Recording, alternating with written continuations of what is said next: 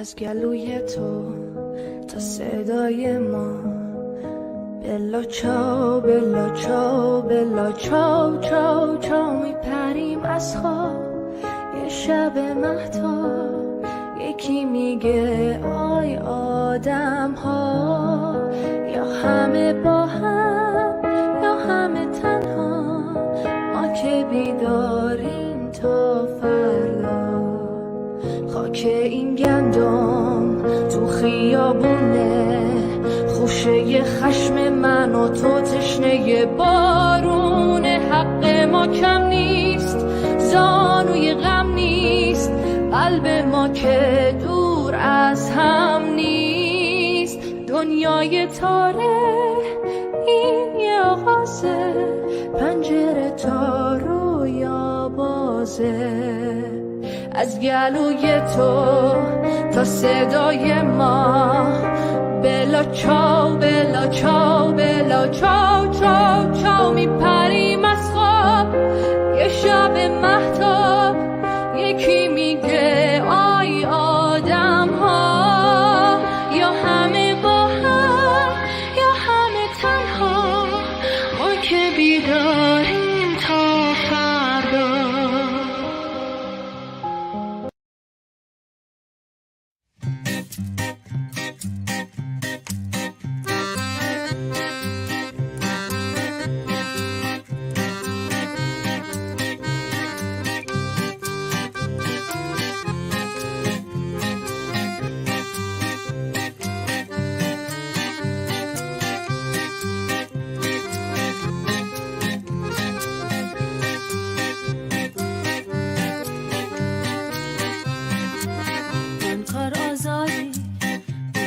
شادی او بلا چاو بلا چاو بلا چاو چاو چاو، هم قدم با هم صدا با هم میخواندیم خونه ارغوان ها را.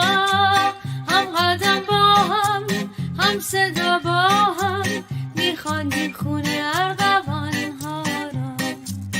افتاده بر خاک آن تن زیبا او بلا چاو بلا چاو چاو چاو چاو، از لب سرخت بوسه ای خونی مانده بر این خاک غمگین. از لب سرخت بوسه ای خونی مانده بر این خاک غمگین. من کار آزادی جانت را دادی او بلا چاو بلا چاو بلا. درودهای انقلابی من رو پذیرا باشید بینندگان عزیز تلویزیون حزب کمونیست ایران. در خدمتیم با پخش زنده برنامه ویژه اعتراضات و اعتصابات سراسری در ایران و کردستان. خوشحالم که یک بار دیگر مهمان خانه‌های گرم شما عزیزان هستم. عزیزان بیننده، شما با شماره تلفن 2045 71 64 50 24، همان شماره تلفنی که در پایین صفحه تلویزیون شما پخش شده، میتونید ویدیو و عکس های خودتون رو برای ما بفرستید تا اونها رو پخش کنیم و همینطور نظرات و پیشنهاداتتون رو با ما در میون بذارید. در برنامه‌های گذشته گفتم که بیننده‌ای برای ما شعرهایی فرستادن که شعرگون است. امروز این بیننده خودش رو معرفی کرده با نام مستعار نیما. دوباره یک سری شعار که شعرگون است برای ما فرستاده و خواسته که از تلویزیون ما این شعرها رو با شما در میون بذاریم. ما در کنار هم رزم و هم هدف، ما در کنار هم اقلیم میکنیم خالی ز هر ستم. فریاد میزنیم سامان و سازمان، شرطی است استوار در رزم بی امان. یکسان ز هر نظر، هم مرد و هم زنان، رهبر و ریشش در قلب مردمان. با عزم و همگنی تا آخرین نفس، کوشیم و بشکنیم زندان و این قفس. با مشت آهنین سازیم زبند رها، زندانی مرام فرزند توده ها. این گونه می شود رهبر کارگر، چون یار مرد و زن باغی پر از ثمر. روبین با خرد اسلام و رهبرش، سرمایه داری و نظم ستمگرش.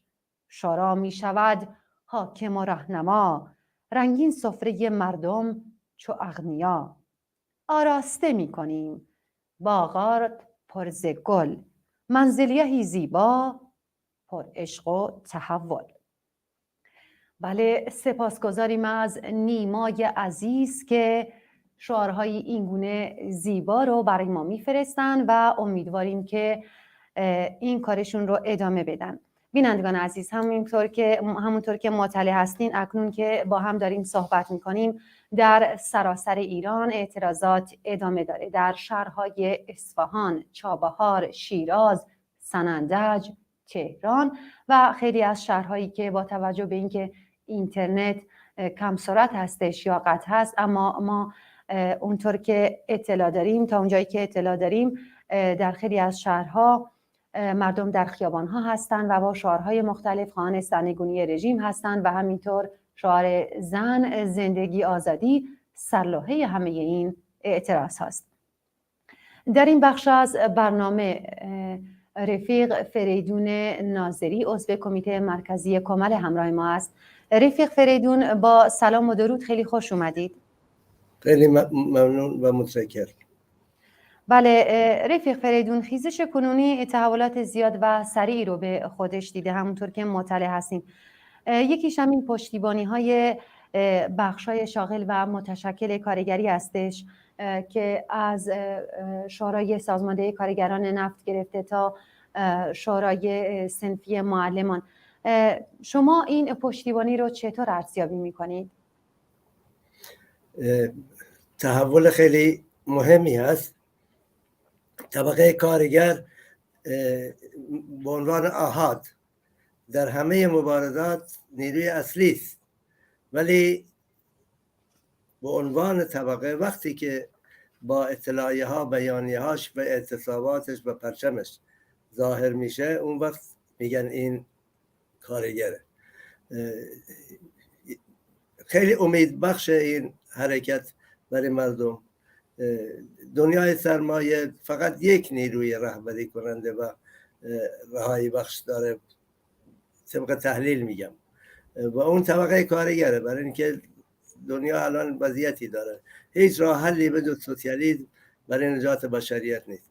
هر جا اگر حکومت مثلا حکومت پهلوی تغییر کرد به جمهوری اسلامی، هیچ تغییری در دولت بورژوایی داده نشد، در استثمار داده نشد، در بی‌حقوق کردن زنان داده نشد و بدتر هم شد. اینا میتونه همین اتفاق بیفته، ولی تا سوسیالیسم پیاده نشه، همین مصیبت ها، همین کشت و کشتار ها، همین نبود دموکراسی ها، همین وجود دیکتاتوری ها، همین وجود بورژواهای خود خوانده رهبر به اصطلاح که یک مشت دروغگو و ریاکار هستن خواهد بود. بنابراین جنبش کارگری در واقع این تحلیل عمومیه، ولی جنبش کارگری ایران به طور مشخص هم قوی ترین جنبش هست، قوی ترین نیرو هست در بین جنبش ها. البته من اینو بگم، کاش جنبش های دیگه مثل جنبش زنان، جنبش حفاظت از محیط زیست و اینا به همین اندازه نیرومند بودن. سرکوب عظیم اونا رو یه مقدار زیادی به عقب رونده، ولی جنبش کارگری با تجاربش، با رهبرانش، با تشکل‌های درونی خودش، رهبرانی که هنوز مردم شاید خیلی هاشون رو نمیشناسن،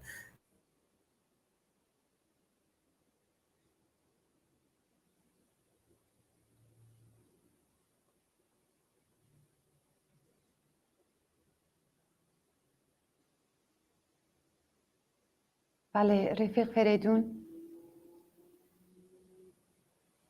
فریدون صدای من رو دارید؟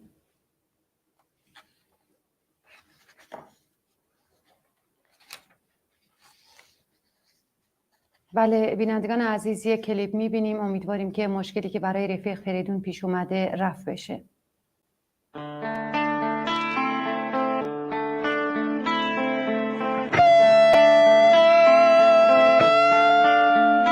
با اعدام گل و قتل چکاور نمیتونی بترسونی کسی رو، قناری عمریه از توی زندون میخونه نغمه آزادگی رو، رجز میخونی از مرگ و مجازات، رجز میخونی از زنجیر و میله، تموم ترست از اینه ببینی که پروانه نمونده توی پیله.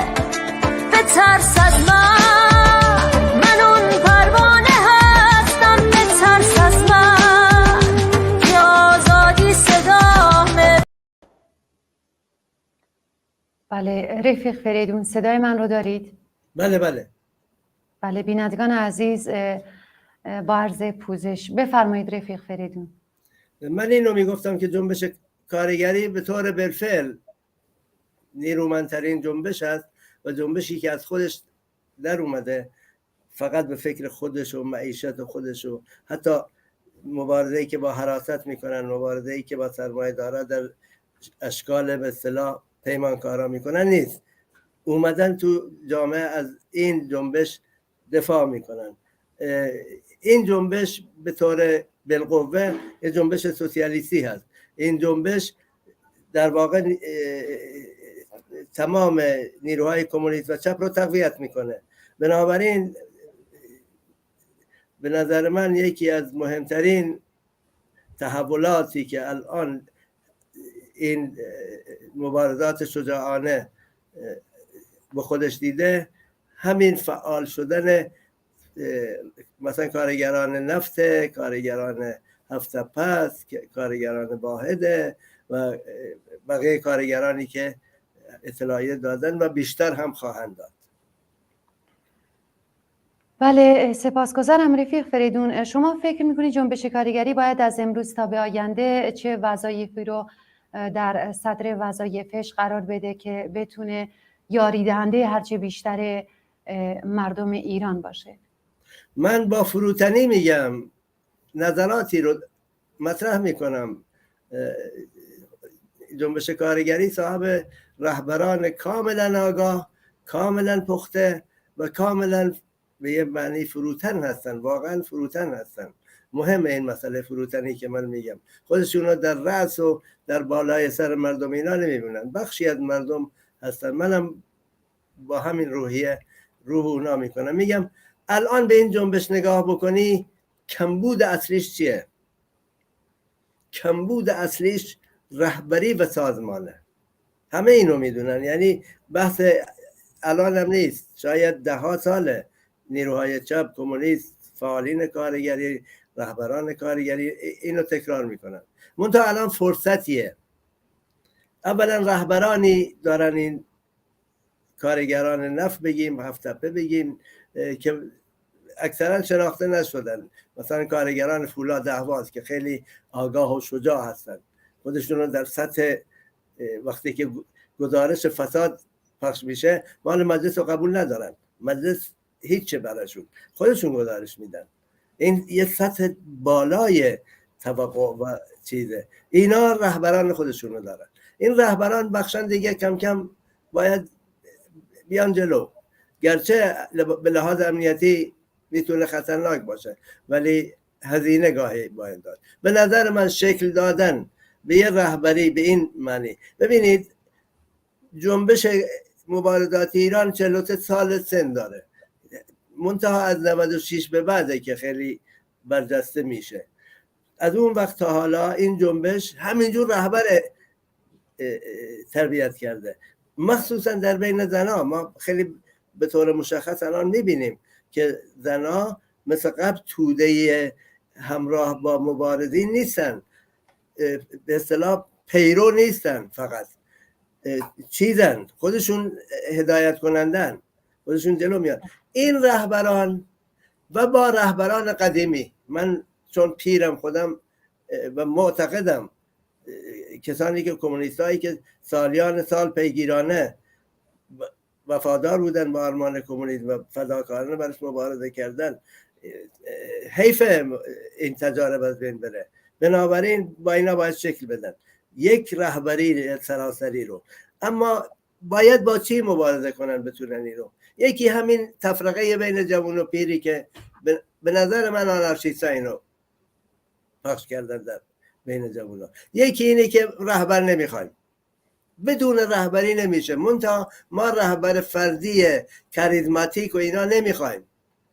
رهبری باید کمیته‌ای، رهبری باید جمعی باشه، رهبری باید متکی باشه به جلسات که مثلا عین شورا دیگه. هر در احزاب شورا ندارن، ولی مثالش رو دارم میدنم. بنابراین باید شکل بدن به رهبری، مبارزه بکنن با این انحرافات که حزب نمیخوایم، رهبر نمیخوایم. جنبش عظیم اشغال وال استریت و بی رهبری و بی سازمانی اینقدر سریع از بین برد. گرچه دستاوردهای عظیمی به جا گذاشته، ممکن نمیشه شد، ولی به اهدافش نرسید. میخواست برابری مالی درست بکنه، در حالی که نابرابری مالی چندین برابر شد از 2011 که این جنبش سر بلند کرد. بنابراین به نظر من یکی از مهمترین و میخوام کوتاه کنم که وگرنه میشه خیلی وظایف گفت. یکیش اینه، یکیش هم جنبش کارگری شاغل میتونه تولید رو بخوابونه. جز اون موادی که برای مردم لازم هست، مثل غذا، مثل دارو، مثل خدماتی که در این عرصه ها داده میشه، بخوابونه اگه تولیدو. و در نهایت اگه شیر نفتو ببنده، مثل اینه که گلوی رژیم در زمان پهلوی همین بسن شیر تمومش کرد، رژیمشو میبنده. من توقع ندارم الان اینو بکنن، یعنی این کار میبره، زمان میبره، پروسس، اما به فکرش باید باشن، در افقشون باید باشه. این مثلا دو وظیفه خیلی عمده است که من میتونم اینجا بهش اشاره بکنم. بله رفیق فریدون، خب نظر ارزیابی شما از نقش کشورهای امپریالیستی نظیر آمریکا چیه؟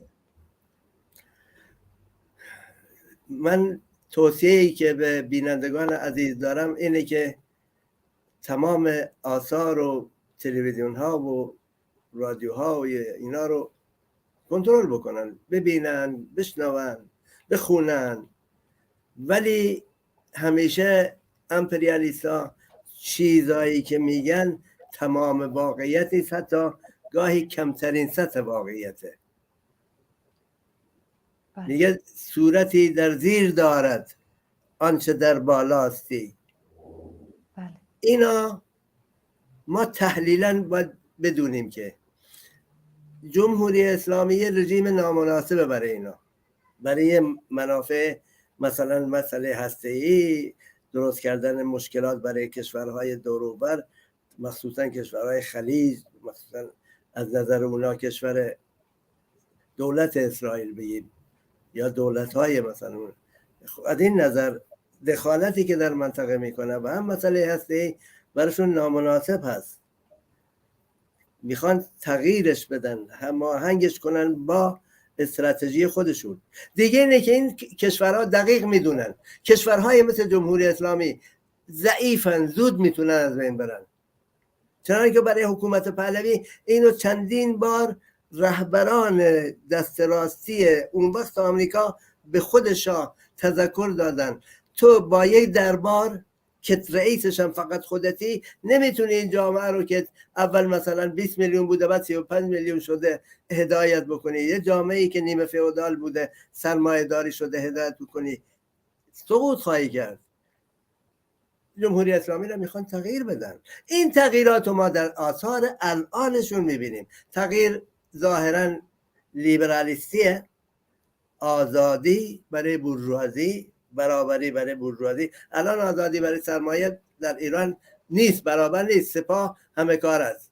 سپاه، راندخارها، اینا سرمایه های خصوصی رو خفه کردن. میخوان این در ایران پیاده بشه. این در ایران پیاده نخواهد شد. دموکراسی که در غرب بوده با مبارزاتی که انجام گرفته تا شاید بیش از 100 سال به دست اومده، دیگه اینه که با بافت سرمایه جور در اومده. یعنی سرمایه با اون دموکراسی تونسته کارگران رو از طریق اتحادیه‌ها مطیع بکنه.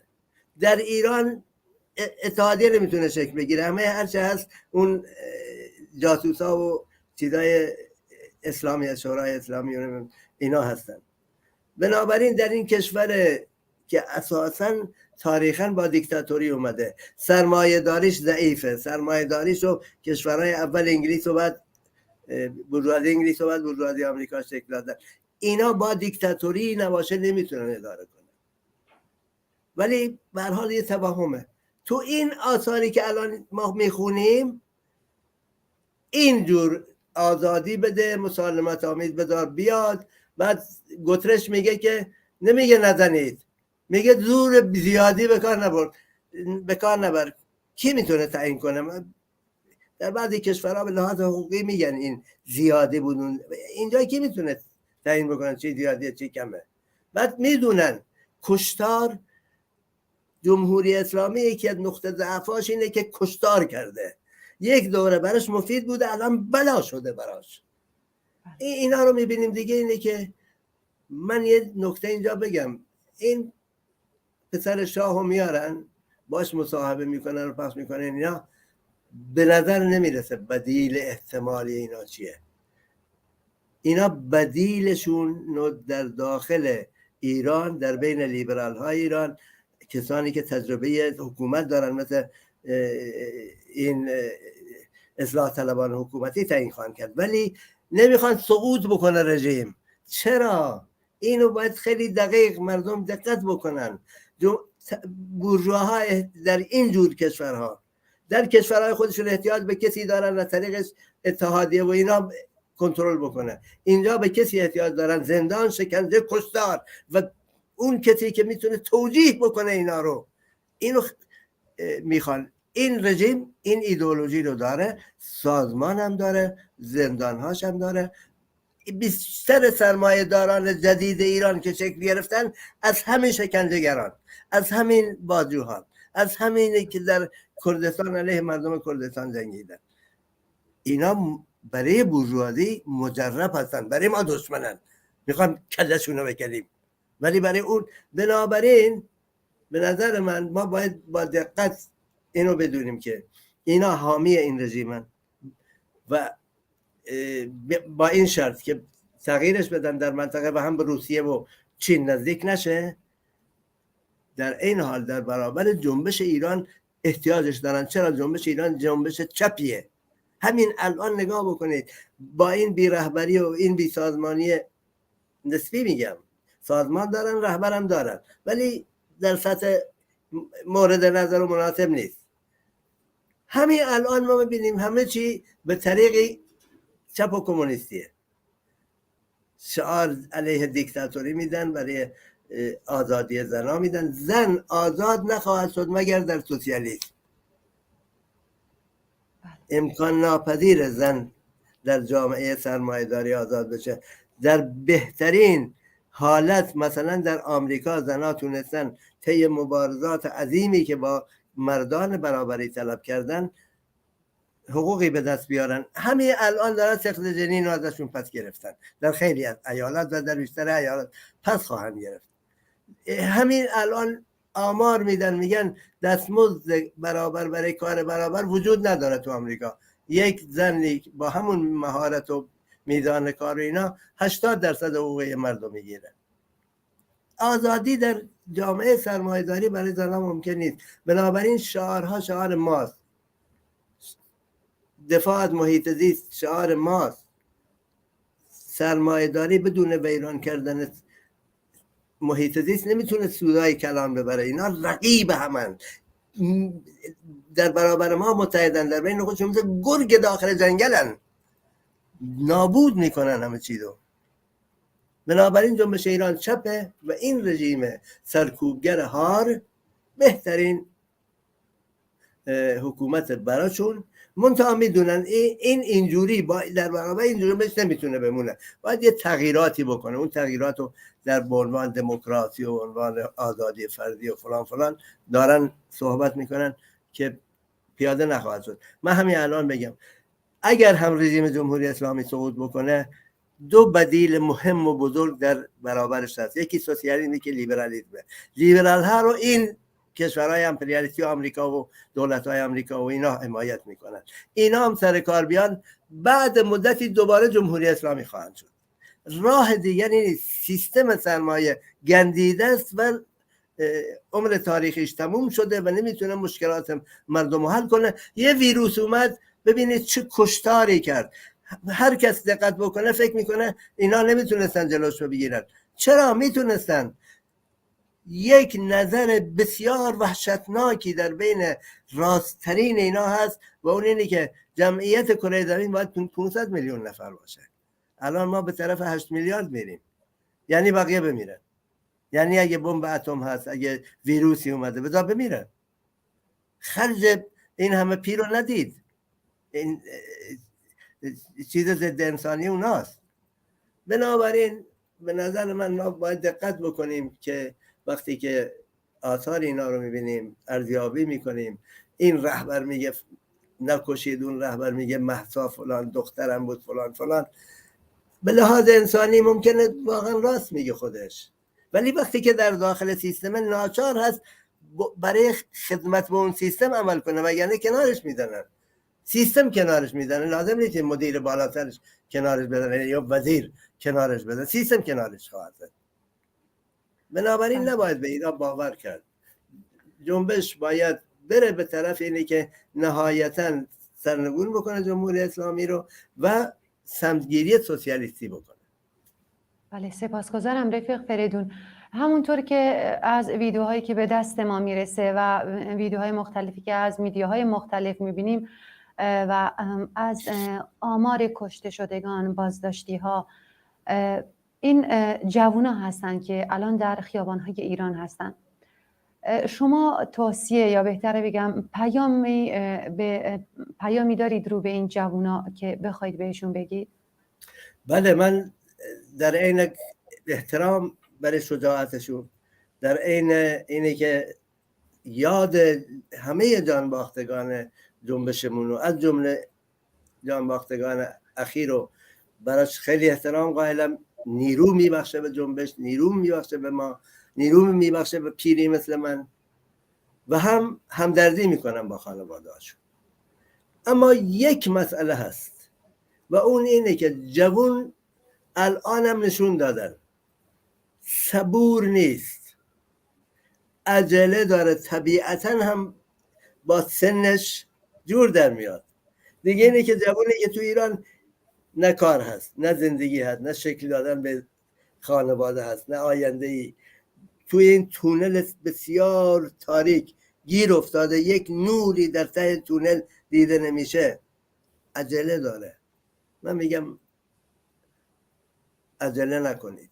انقلاب قانونمنده. سال 57 1 سال طول کشید، 6 ماهش طول کشید تا کارگر مثل طبقه با پرچم خودش به میدون اومد. باید این نیروهای سرکوب رو عملا ناکارا کرد، باید زمینگیرش کرد، باید کاری کرد. همین الان ما تفرقه رو میبینیم، یکیشون چیزی میگه، یکیشون چیزی میگه. نمیدونم الان خبری دیدم پاس کرده بودن، فوراً پاکش کردن. این یکی اون یکی تو زندان ها اختلاف افتاده، بین خودشون در سران اختلاف افتاده. بعضی خبرها میاد که مثلا در اون دمادستگاه نکبت خامنه‌ای تغییراتی دیده شده. باید کاری کرد که نیروهای مسلحشون زمینگیر بشن. یعنی یک دوره تمام بسیجی هایی که به زور بسیجی شدن، نه بسیجی های فعال که اقلیتی هستن و جز جانیان هستن، نه اونا، نه اکثریت بسیجی هایی که به زور چیز شدن دوباره میان تو صف مردم. تمام سربازان وظیفه در زمان انقلاب به مردم پیوستن. اون وقت چی پیش میاد؟ اون وقت پیش میاد که تو دیگه میتونی با پرچمت مثل کارگر فلان کارخونه، نه مثل آحاد کارگر بیای کشته بشی و بری، میای میدون و این به تدریج به جایی میرسه. اونجاست که میگن شعار قبلی اینجوری بود: رهبران ما رو مسلح کنید. گفتم شکل بدن به رهبری. به هر حال اونجاست که اسلحه رو باید برداشت. زودرس اگه بشه تو در برابر یک رژیمی قرار گرفتی که هنوز نیروی مسلحش فعاله، هنوز تفرقه ها بیرونش نکرده، همه چی داره. این رژیم پول نفت عظیمی رو گذشته از دزدیاشون، گذشته از چپاولاشون، خرج اینجور چیزا کردن دیگه. از دور وایسادن توپ میندازن برای نیروهای اپوزیسیون، تهدید میکنن موشک میزنیم از دور. و برای مردم هم انواع اسلحه همین الان آوردن، توپ و تانک و اینا رو آوردن تو خیابون، البته بیشتر برای ترسوندنه. اونا کاری علیه مردم مبارزه میتونن بکنن، فقط این اسلحه های کوچیکه، یا مثلا نیمه چیز بین سنگین و کوچیک، مثلا نیمش کاری نمیتونن بکنن اونا به مردم. این پهباد میاد رو سر مردم میخواد چه کار کنه؟ پهباد یه جاهای دیگه کارایی داره. این همه موشک درست کرده برای مردم، پشیزی علیه مبارزه نمیتونه کاری بکنه. پس من توصیم به جوان‌ها اینه که صبور باید باشن و بدونن که خودشونو برای مبارزه دراز مدت‌تر آماده کنن، وگرنه به لحاظ روحی دچار ناامیدی خواهند شد.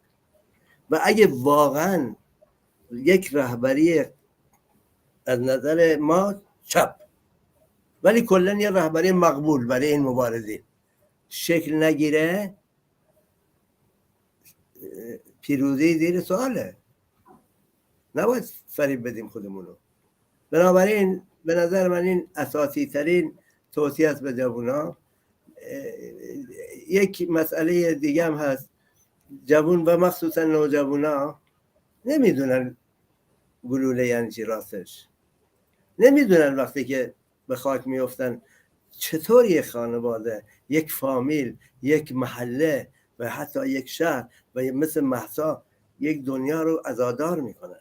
و عزاداری برای ما خوب نیست که همش عزاداری نیرو نیست. این مورد مهسا قابل تحلیل چرا اینجوری شد. بنابراین احتیاط. ببینید ترسیدن مضر نیست، ترسیدن غیر لازم یا زیادی بده، وگرنه ترس جز شجاعت. اتفاقا من خودم رفیق داشتم فرمانده نظامی به دلیل جسارت عظیمش 6 ماه دوام آورد در جنبش کردستان، انقلابی کردستان. هلیکوپتر رو سرش بود، به جایی که خودشو بندازه مثلا یه جایی پنهان بکنه نشسته بود بزنه خلبانو. این میزان از شجاعت بیفایده است، مضره.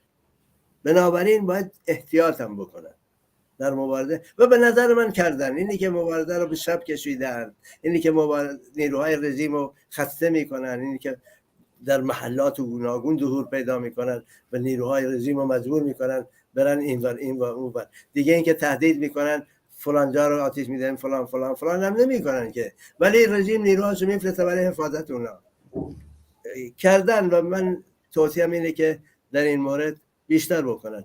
در این حال اهمیت بدن مثل همه نیروهای مجربتر به رهبری و سازمان و انقلاب و سوسیالیسم. بله، سپاسگزارم از حضورتون رفیق فریدون ناظری، عضو کمیته مرکزی کامله در برنامه. خیلی متشکرم از شما بینندگان عزیز. سپاسگزارم. بله بینندگان عزیز، از سنندج 2 پیام برامون اومده. رباز از سنندج نوشته که در کوچه های سنندج دارن به مردم شلیک میکنن و به طور وسیع از گاز اشک‌آور استفاده میکنن. سپاسگزارم رباز عزیز از گزارش کوتاهی که برای ما فرستادید و همینطور بیننده عزیزی هم برامون پیام فرستاده، اسمشو نگفتن، از برنامه تشکر کردن و گفتن که خسته نباشید. سنندج هم اکنون شلوغ هستش و تا انقلاب مردم شهر همیشه سرخ سنندج خیابانها را خالی نخواهند کرد، حتی با زور گلوله. خیلی از این بیننده عزیز هم سپاسگزاریم. بله بینندگان عزیز، همونطور که قبلا هم اعلام کردم، شما میتونید با شماره تلفن 2045 71 64 5024 شماره تلفنی که در پایین صفحه شما حک شده، صفحه تلویزیون شما حک شده، پیام ها و نظراتتون رو با ما در میون بذارید و اینکه میتونید ویدیوها و تصاویرتون رو برای ما بفرستید تا از طریق رسانه های ما پخش بشه و از طریق تلگرام و هر ساعتی از شبانه روز میتونید این کار رو انجام بدید. خیلی از حمایتتون سپاسگزارم. این کار میتونه ما رو در امر دستیابی به مطالبات مردم یاری برسونه. میریم آخرین تصاویری رو که شما عزیزان برای ما فرستادید میبینیم و برمیگردیم.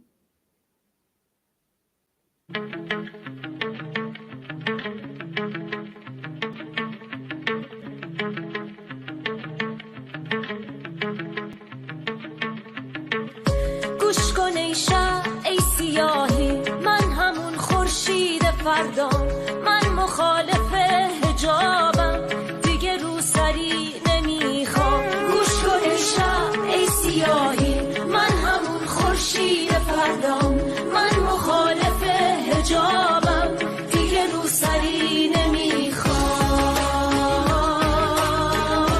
دیگه روسری نمیخوام.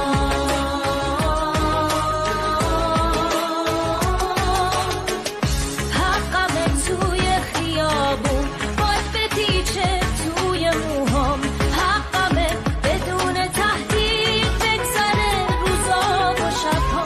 تو که از موی سر من این همه واهمه داری، من ضعیفم یا تویی که جرأت منو نداری. گوش کن ای شب ای سیاهی، من همون خورشید فردام، من مخالف حجابم، دیگه روسری نمیخوام.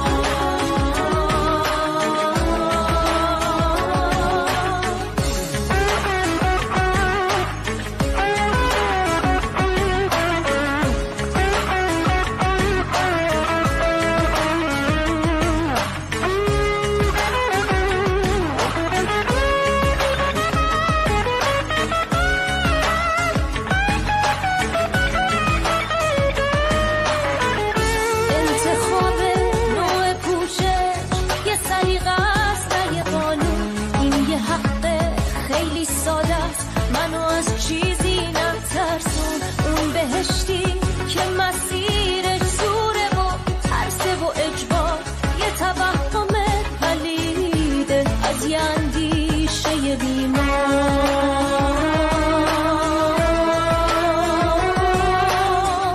گوش کن ای شب ای سیاهی، من همون خورشید فردا، من مخالف حجابم، دیگه روسری نمیخوام.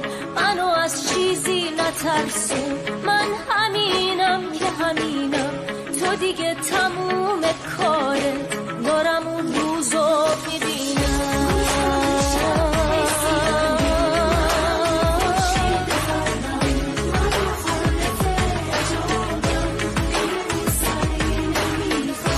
منو از چیزی نترسون، من همینم که همینم، تو دیگه تموم کارت، دارم اون روزو میبینم، دارم اون روزو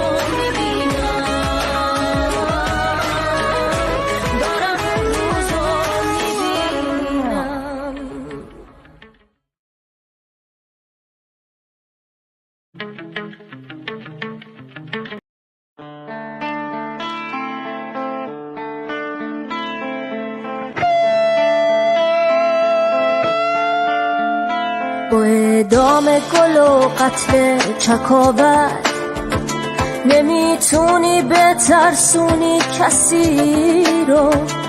قناری عمری از توی زندون میخونه نغمه آزادگی رو. رجز میخونی از مرگ و مجازات، رجز میخونی از زنجیر و میله. تموم ترست از اینه ببینی که پروانه نمونده توی پیله. بترس از من اون پروانه هستم. بترس از من که آزادی صدامه. بترس از من شب ترسوی بزدل که خونه اون قناری تو رگامه. بترس از من اون پروانه هستم. بترس از من که آزادی صدامه. بترس از من شب ترسوی بزدل که جای خون اراده تو رگامه. بترس از من، بترس از من، دیگه چیزی ندارم که ببازم. بترس از من، بترس از من، میخوام با جرأتم رویا بسازم.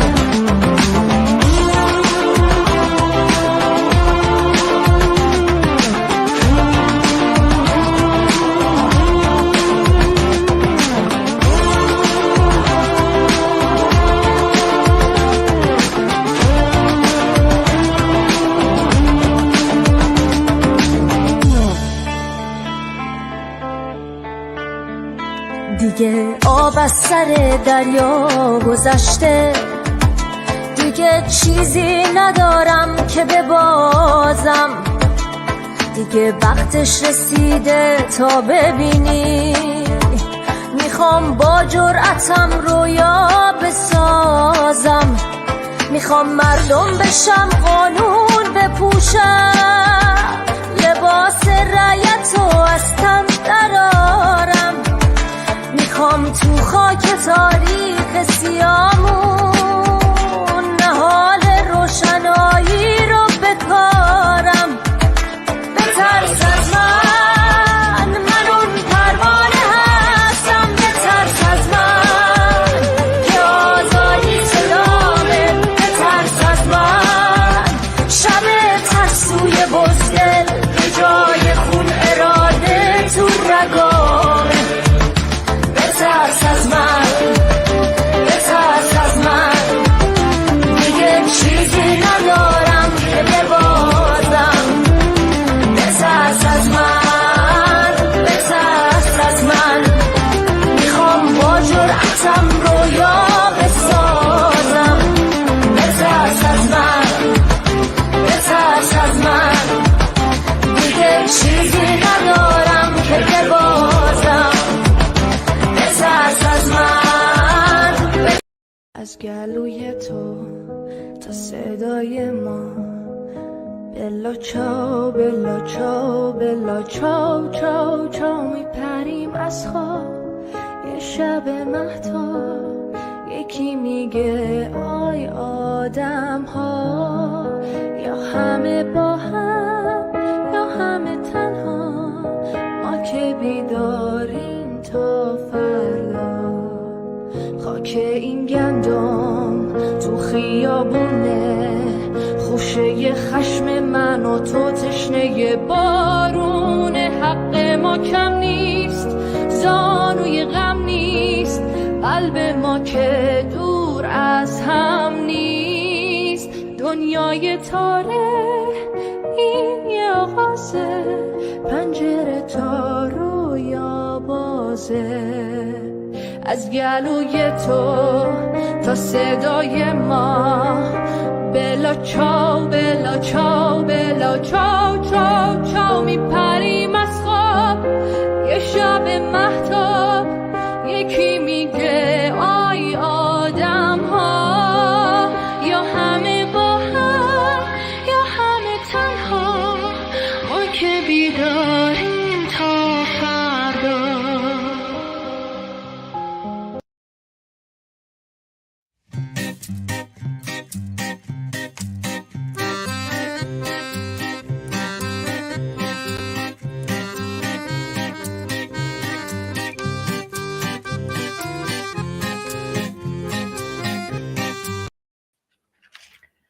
بله بینندگان عزیز درودی دوباره. شعارهایی که نیمای عزیز بیننده‌ای که با اسم مستعار برامون فرستاده چندین پیام برامون اومده که این شعارها رو تکرار کنیم. ما در کنار هم، همرزم و هم هدف، ما در کنار هم، اقلیم میکنیم خالی ز هر ستم، فریاد میزنیم سامان و سازمان، شرطی است استوار در رزم بی امان. یکسان ز هر نظر، هم مرد و هم زنان، رهبر و ریشه‌اش در قلب مردمان. با عزم و همگنی تا آخرین نفس، کوشیم و بشکنیم زندان و این قفس. با مشت آهنین سازیم ز بند رها، زندانی مرام فرزند توده ها. این گونه می شود رهبر کارگر، چون یار مرد و زن باغی پر از ثمر. روبیم با خرد اسلام و رهبرش، سرمایه داری و نظم ستمگرش. شورا می شود حاکم و رهنما، رنگین سفره مردم چو اغنیا. آراسته می کنیم باغات پر ز گل، منزلگهی زیبا پر عشق و تحول.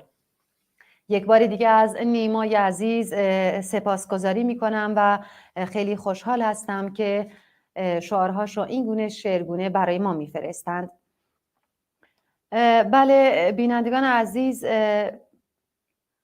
از طریق فیسبوک کامنت هایی برای ما اومده که گفتن که باید یکی از سرودها شعارها این باشه که مردم از سوسیالیسم بگن و اینکه تا زمانی که سوسیالیسم برقرار نشه زنان و مردان به برابری واقعی نخواهند رسید. سپاسگزارم از بیننده‌ای که از طریق فیسبوک برای ما کامنت گذاشتند.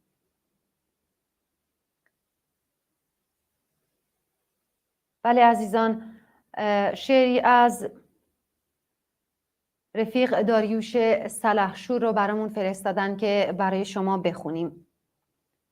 رفیق شورشی: در گردش معصومانه باد و تاب رقص گیسوان، عرش خدایگان سرمایه بند تسبیح بریده و قداره مرگ را به فرمانی برنشسته، تا سواران قبادش زن و آزادی را گردن بزنند.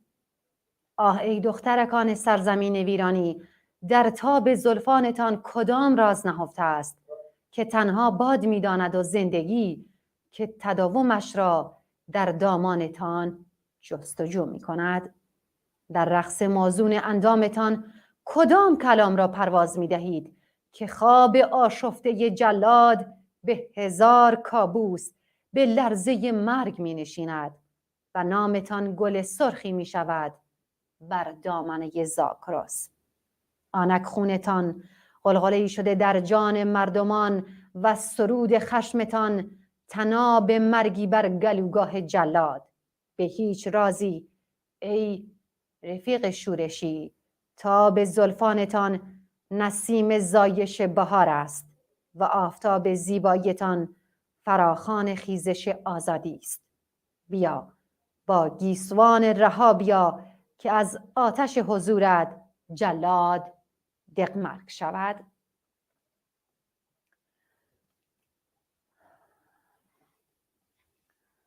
از مطالبات برنامه حزب کمونیست ایران در شرایطی که جمهوری اسلامی سقوط کرده و حکومتی موقت با سمتگیری سوسیالیستی برقرار است، برچیده شدن دستگاه بوروکراسی مافوق مردم، شرکت مستقیم مردم در اداره امور کشور، انتخابی شدن کلیه مقامات اداری و سیاسی کشور توسط مردم و قابل عزل بودن آنها هرگاه که اکثریت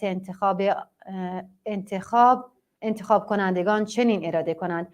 بله این متنی رو که براتون میخونم از برنامه حزب کمونیست ایران قسمت دوم. باید ببخشید که از اول براتون نگفتم که این متن از برنامه حزب کمونیسته.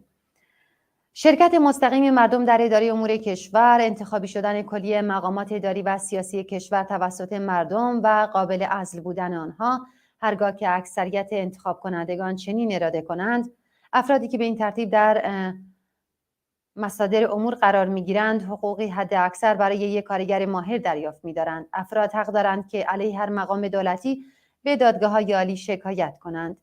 انتخابی بودن قضات و سایر مقامات قضایی قابل عزل بودن آنها هرگاه که اکثریت انتخاب کنندگان چنین اراده کنند، لغو اکید هر گونه دادگاه ویژه و علنی بودن کلیه محاکمات، انحلال ارتش و دیگر نیروهای مسلح حرفه‌ای، ارتش، سپاه پاسداران و دیگر ارگان‌های سرکوب جمهوری اسلامی باید منحل شوند.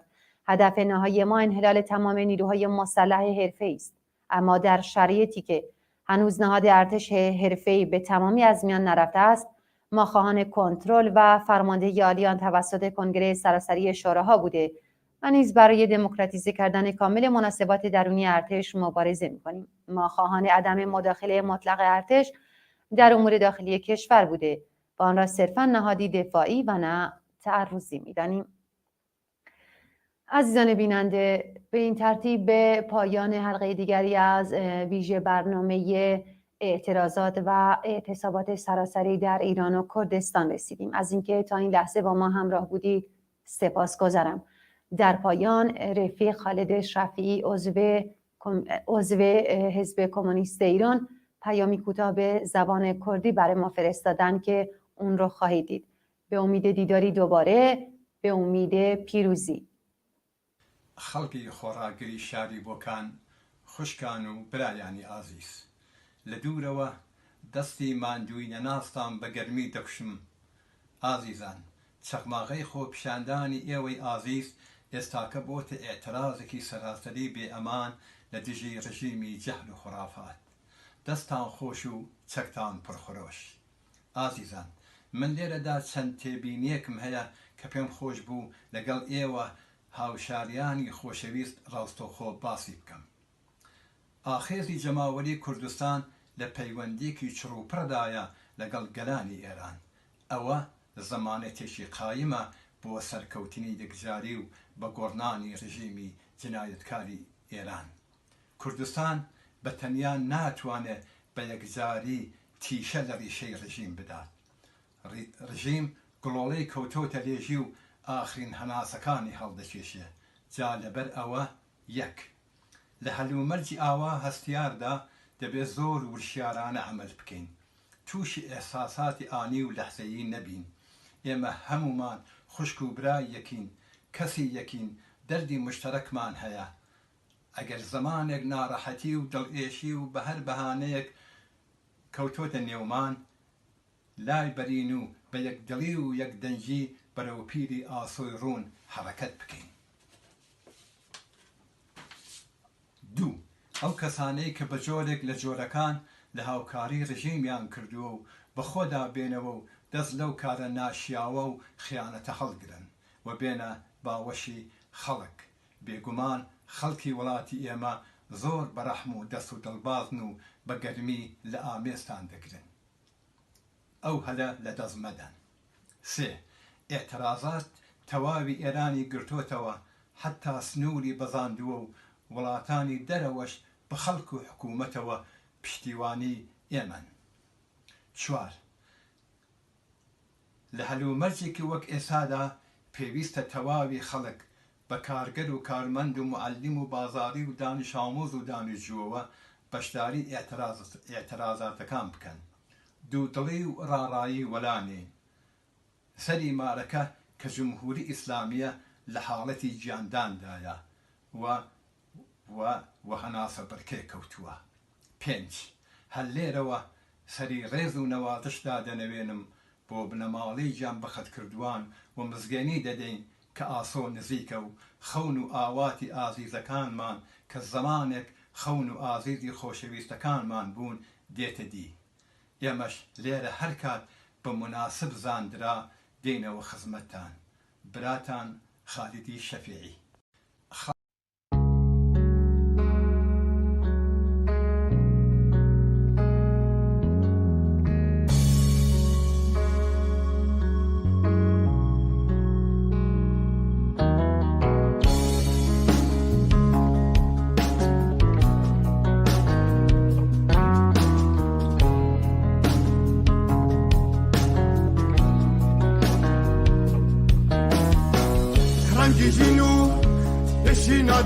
داد پروری نسل یادم آدمی من بولتنان هر حولدم بکارکم من لجری حبی نداد پروری و بشبران واده ایغموا دن حضرن برنوا شطام من بس نیلتی نابه ابد زیمان پرکار برن ششان با شکوی تلادکان ای حوریانی رنجی کران بنو میدانی خلخان ای محبوب و یکسری دبین حیز و پشتیوان دنها برن ورنوا شقامکان